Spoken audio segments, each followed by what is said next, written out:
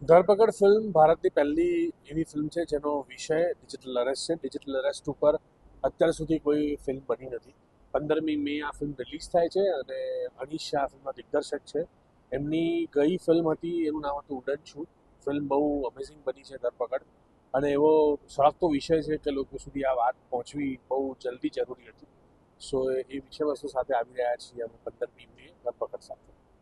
Film આપણે જુદા જુદા કેરેક્ટર કરે છે, કોમેડી હોય, આ અલગ કેરેક્ટર છે, એના વિશે શું કહેશો? આ અલગ કેરેક્ટર કરવાનો મોકો બહુ ઓછો મળતો હોય છે. આમ generally romantic comedy, family drama, love stories અથવા ભાઈબંધોની ફિલ્મ, આવું બધું ઘણું બધું કરવાનો પ્રયત્ન કર્યો અને લોકોને મજા જ આવે છે. પણ આ વિષય એવો હતો કે જે મને થયું કે વિષયના પાર્ટ બનવું બહુ ઇમ્પોર્ટન્ટ છે. લોકો સુધી આ વિષય વસ્તુની વાત કરવી, આ ફિલ્મ કેવી રીતે લોકો સુધી પહોંચે, તો અમને થયું કે એવી જર્નીમાં અમે પણ સામેલ થઈ ગયા. અને મને પૂછવામાં આવ્યું ત્યારે મને મારું કેરેક્ટર બહુ ગમ્યું, બહુ ઇન્ટરેસ્ટિંગ લાગ્યું અને યુનિક ફિલ્મ લાગી. એટલે એમ થયું કે ચલો આ ફિલ્મનો પાર્ટ બની, અને વાર્તા બહુ ગમી મને, એટલે આ ફિલ્મ કરી ગયા. તમારું કેરેક્ટર ફિલ્મમાં મારું નામ છે અર્જુન. મારા ફાધર સાથે સ્કેમ થાય છે, ફ્રોડ થાય છે, અને કેવી રીતે ઇન્વેસ્ટિગેશનની વાર્તા આગળ વધે છે, એ મારું મૂળ કેરેક્ટર છે. અને આમ તો મિડલ ક્લાસ ફેમિલીનો છોકરો કે જેણે આગળ જતાં કેવા કેવા પ્રશ્નો ભોગવવાના આવે છે. That's the main character. આ ફિલ્મ કરીને કેવી મજા આવી? બહુ જ મજા આવી, બહુ જ સરસ રહ્યું.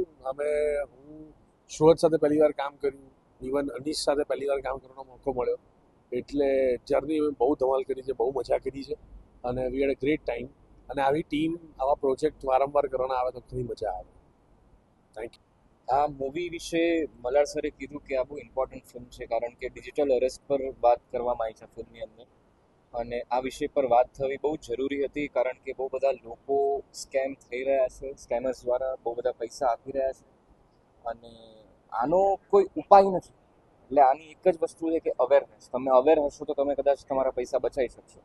અને ઘણા બધા લોકોને નથી ખબર કે આવું કંઈક સ્કેમ અત્યારે છે માર્કેટમાં.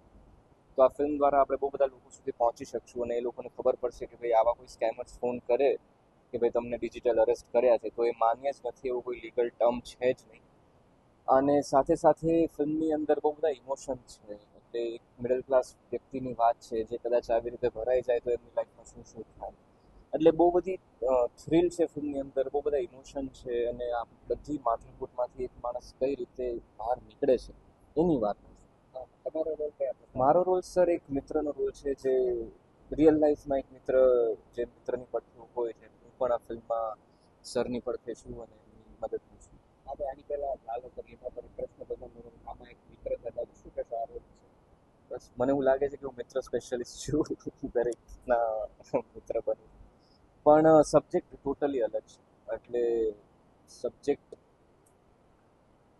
જ સૌથી વધારે તો મજા છે, કારણ કે બંને ફિલ્મમાં કંઈક આપણે કહી રહ્યા છીએ ઓડિયન્સને, આપણે કંઈક વાત કરી રહ્યા છીએ.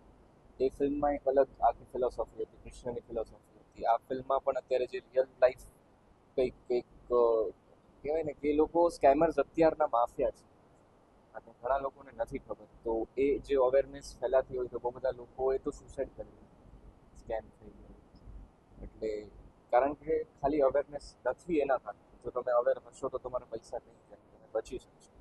તો એ જ ઇન્ટેન્શનથી આ ફિલ્મ બનાવી, અને અત્યારે એ જ ઇન્ટેન્શનથી અમે પ્રમોશન બી કરી રહ્યા છીએ કે વધારે ને વધારે લોકોને આ ફિલ્મ વિશે ખબર પડે ને લોકો ફિલ્મ જોવા જાય. સરકાર પણ શું કોઈ પ્રયાસ કરી રહી છે કે આ સ્કેમથી બધું તમે 100%. ઘરના રૂપિયા આપો, લોકોને શું સંદેશ આપશો? લોકોને બસ એટલો જ સંદેશો છે કે તમે થોડુંક વાંચો ડિજિટલ અરેસ્ટ વિશે, આ જે સ્કેમ થઈ રહ્યા છે. કારણ કે એ લોકો આપણા કરતાં બહુ જ આગળ છે.